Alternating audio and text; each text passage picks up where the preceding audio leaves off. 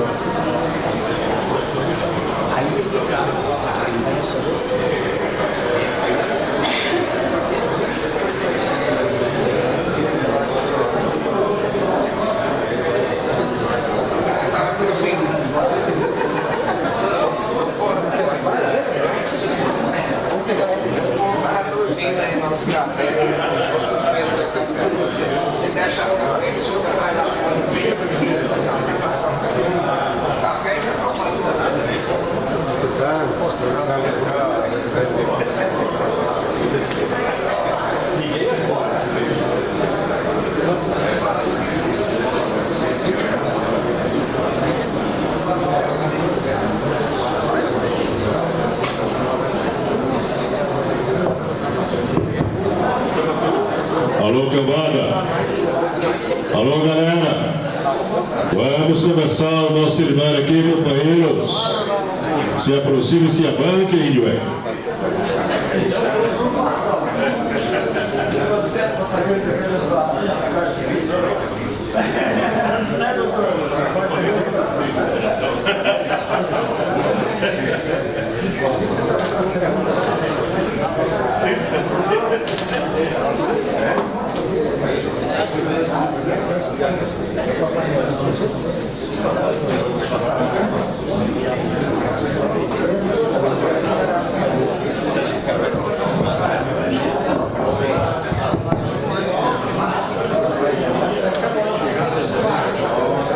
Companheiros, companheiras, acabou o recreio, vamos começar.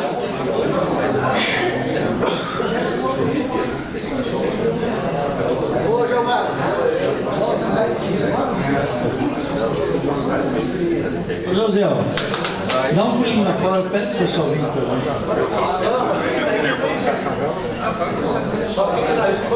Vai lá, Emerson, pede pro pessoal entrar.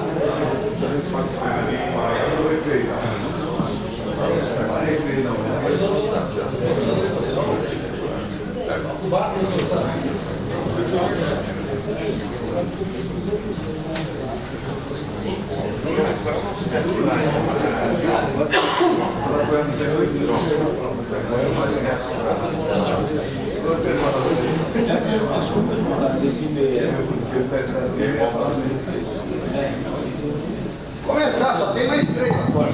Vamos começar então. Então, pessoal, qual que é a ideia agora? Doutor Sandro, só me permite só dar um informe aqui. Companheiros que reivindicaram aí, talvez pernoitar ainda no hotel, eu pedi para ela entrar em contato, porque o compromisso do hotel conosco é só até hoje. Né? Até umas 2 horas eu acredito que tem uma tolerância. Mas, evidente, tem gente que mora mais longe, ela já está verificando a possibilidade de quem mora mais longe quiser pernoitar. Então, daqui a pouco nós vamos ter uma definição disso. Tá bom? Até meio-dia, João. Hã? Até meio-dia. Mas sempre tem uma tolerânciazinha. Bom, eu acho que a hora que formos almoçar, a gente vai e desce as malas. Quem vai embora? E quem for quiser ficar, alguém aqui já poderia responder, levantar o braço? Você vai ficar? Quem mais vai ficar? Então são poucas pessoas, pelo que eu estou vendo. Eu acho que assim, para tranquilizar, para garantir a atividade, que saia uma atividade por dentro, para não atropelar, ninguém ter segurança e tal, que talvez seja uma ficar, então está ali, para colocar a discussão, para pernoitar. Acompanhar e pernoitar. Isso. Então, a única coisa que é bom é você ficar o funcionamento. Mas quem vai embora hoje, por favor, não sair antes de terminar aqui o evento, né? Certo? Então, era isso, doutor. Pessoal, outro informe. A gente vai constituir um grupo do WhatsApp dos advogados e dirigentes vinculados à questão do departamento jurídico, para que a gente tenha um espaço exclusivo de troca de informações em questões jurídicas que envolvam rodoviários. Nesse eu serei como administrador mais chato. Ele só tem por objetivo troca de informações jurídicas. Então a gente vai dar notícias, ou quem queira dar notícias de decisões importantes, de matéria trabalhista e previdenciária, porque não, que envolvam motorista profissional, e questões importantes de orientação aos departamentos jurídicos. Então a gente vai alimentar com essas informações. Então, até para a gente resgatar a credibilidade dos grupos de WhatsApp, nesse a gente só vai ficar na questão de informações jurídicas. Tem um outro grupo que alguns participam, que é de dirigentes sindicais, do qual eu sou administrador, que no pré-eleitoral a gente está num debate político mais aberto, né, Alcir? O debate político está bom, o grupo dos dirigentes, não é isso? Está um pouco, né? Tá bom, sim, tá bom, tá indo bem. Mas esse do jurídico a gente pede, viu, Luiz, até os colegas que não, lá em Ponta Grossa, que não vieram, passa para a Raquel o telefone deles para a gente poder incluir no grupo, tá? O telefone de celular para a gente poder incluir no grupo do WhatsApp. Se tem algum colega ou dirigente que o seu jurídico já foi embora, só fornece os telefones para a Raquel, que a gente conheceu, para ela poder inserir o pessoal nesse equipamento, tá bem? Bom, a ideia agora, a gente nos próximos 30 minutos dá uma passada, e por isso a ideia de oficina, e por isso a gente está sentado aqui desse modo, juntos, embora eu e o Giovanni estejamos ilhados em relação aos demais aqui, meio sozinhos, o André nos abandonou, que foi para as bandas do Sudoeste, né? Mas tudo bem, está bem acompanhado aí, André. Você sabe que Sim, Sudoeste. Agora o Sudoeste que manda na OAB. Inclusive o André depois vai fazer campanha para a OAB, vai aproveitar aí. Pessoal, exatamente. Então a ideia é o seguinte, é dar uma passada agora, geral, falando ou o dirigente ou o advogado, para que dê no contexto pós-reforma trabalhista, como ficou o departamento jurídico da entidade. Eu acho que isso é muito importante, para que o colega ou o companheiro fale e diga como é que ficou, caiu o atendimento, caiu a homologação, as consultas caíram ou aumentaram, as pessoas estão com mais medo, menos medo, como é que está o perfil do departamento jurídico da entidade no contexto pós-reforma, ou então, mais precisamente, em 2018. Ou se isso já passa a partir do segundo semestre de 2017, com o efeito simbólico da reforma, impactar de modo mais concreto na vida das entidades.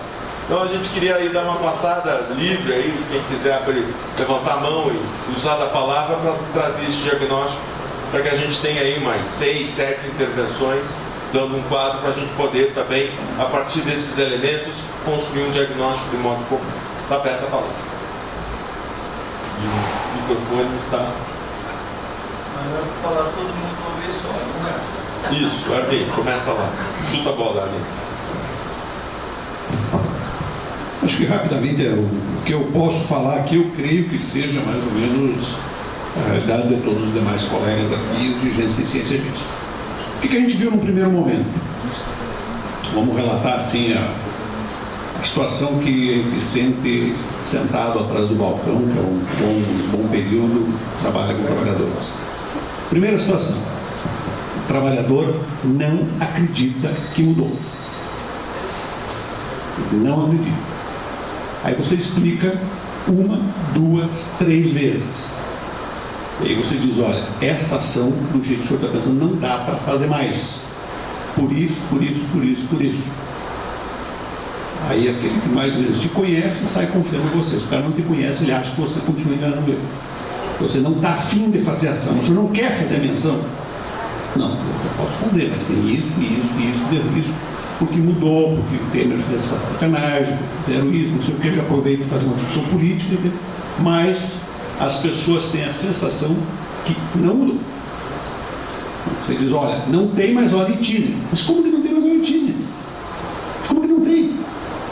Eu levo meia hora para ir até o serviço. Ninguém mais não vai pagar? Não existe mais. Como que não existe? O senhor está desinformado, doutor. O senhor está errado, o senhor não é que não mundo valeu. Então essa é a primeira sensação.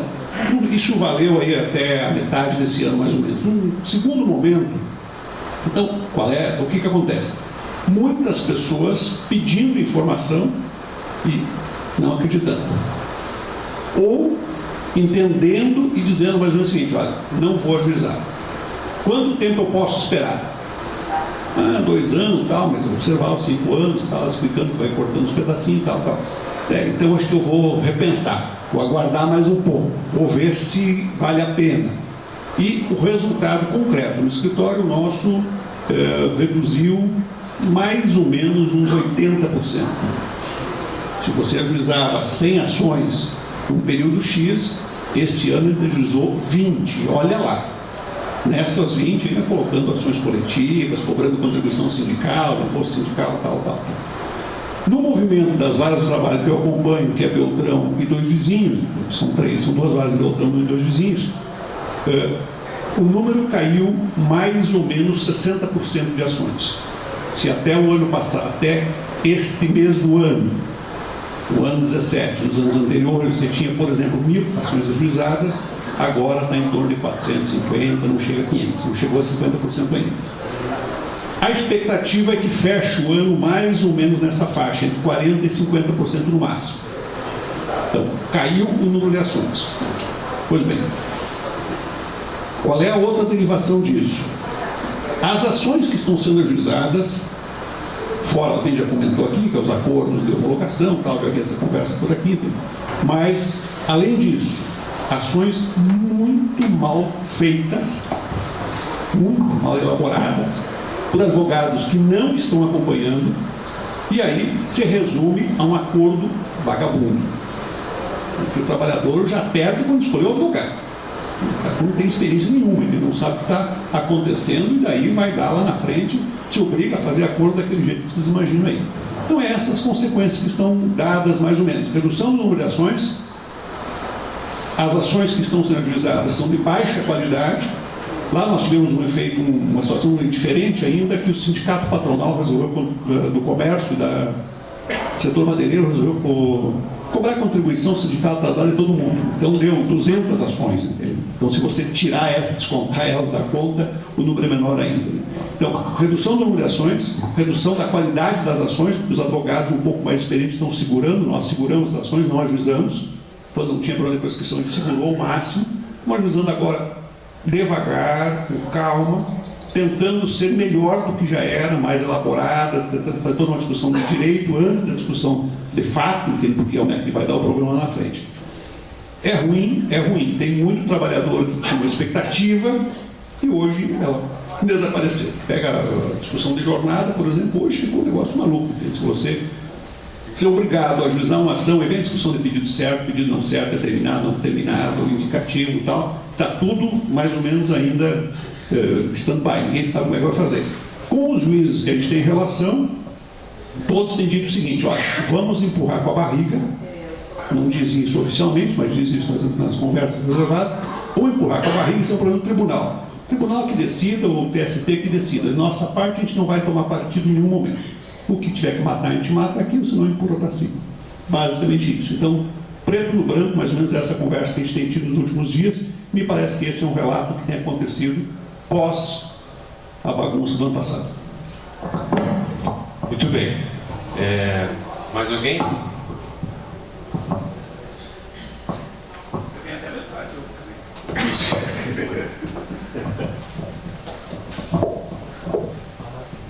Na verdade, o que o doutor me falou é o que está acontecendo. Exato.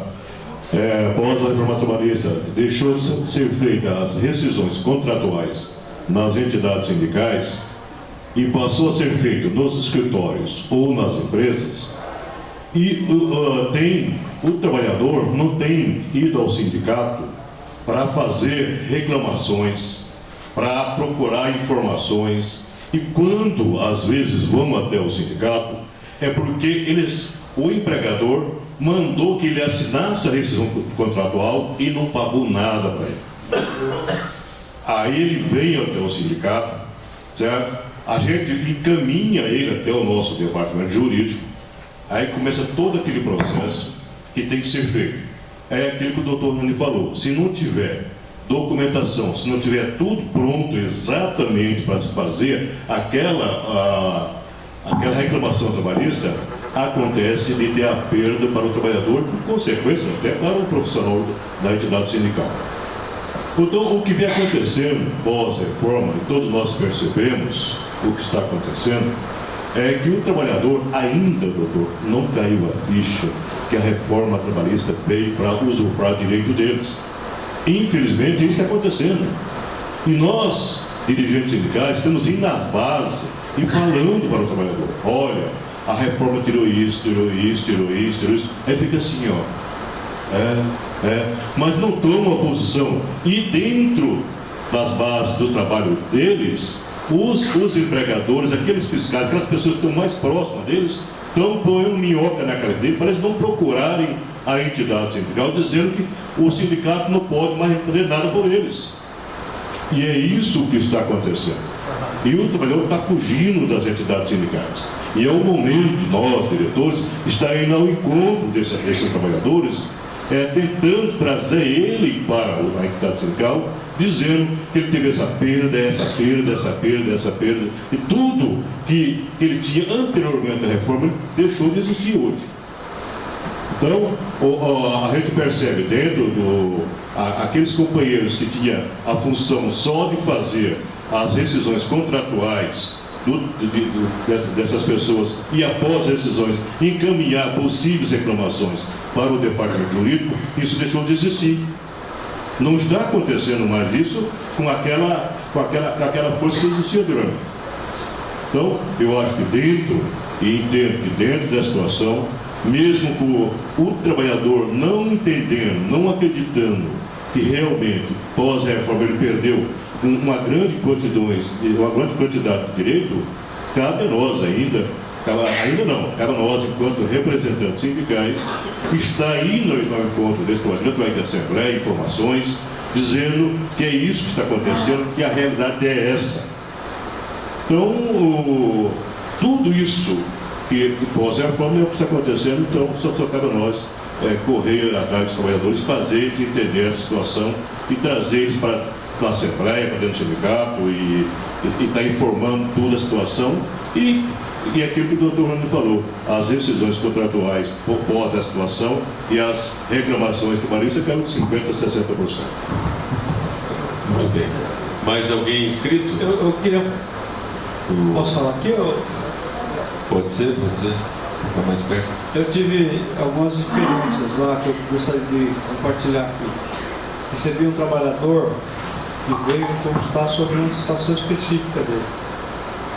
E aí eu expliquei tudo que a nova lei trouxe de requisitos novos e os perigos da ação, função da sucumbência, etc. E eu vi que ele ficou um pouco desapontado e nós temos lá em Londrina a atuação muito incisiva de um determinado advogado que eu acho que ele faz um trabalho na nossa cultura profissional. E aí eu até perguntei para ele, você consultou algum outro advogado? Eu vi que ele ficou muito desapontado. Eu falei, você já consultou algum outro advogado? Já procurou algum outro? Eu fui lá no doutor fulano e tal. Eu falei, e qual foi quais foram as orientações que ele te deu?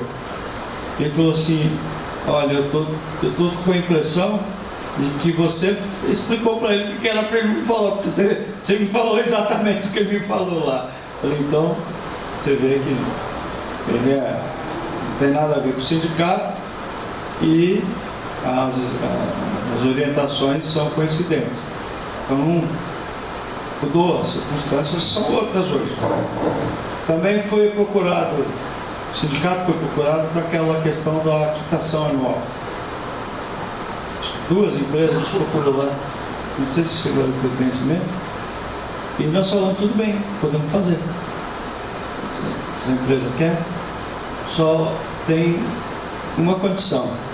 Nós vamos contratar um perito, da confiança do sindicato, para primeiro fazer esse levantamento contábil, essa perícia do que os seus empregados têm direito. E aí você se compromete, faz um termo de compromisso que a empresa vai pagar essa perícia e depois, feita a verificação dos direitos dos seus empregados, se a empresa quitar esses direitos, nós vamos homologar e vamos participar sem nenhum problema. Perguntem para mim se alguma das duas voltou. Nenhuma das duas não voltou a dar sequência. Você quer complementar? O doutor Arni foi muito feliz, mais ou menos o senhor já deu a radiografia. Só corroborar o que o Arni já falou, a queda no atendimento de trabalhadores na entidade sindical foi de pelo menos 80%. O volume de ações que entram nas entidades hoje, pelo menos Londrina, 90% é o trabalhador que foi demitido e não recebeu a verba rescisória dele. Ou eventualmente um acidente de trabalho, algo do gênero, aquela ansiedade que havia antes da reforma de ter os problemas discutidos, eventuais danos morais, etc. Isso se acabou. Isso foi para o espaço. Então, estamos numa época ainda de absorção de impactos. O empregado efetivamente chega quando lhe é explicado todos os riscos das ações, opta, vou arrumar outro emprego, deixa eu passar a experiência, lá na frente senta de novo, vamos com calma aí, porque, doutor, não dá para me arriscar agora, porque a gente sabe que lista negra existe e tal, e está bem, essa atuada está nesse sentido mesmo. A discussão que havia antes, a velocidade que havia antes de atendimento, isso caiu por terra. É só essa contribuição que eu tinha para dar agora. Antes de passar, falou a palavra mais de lista negra. Hoje a lista negra é todo mundo. Sim, é público. Basta digitar o nome do trabalhador ali. Público.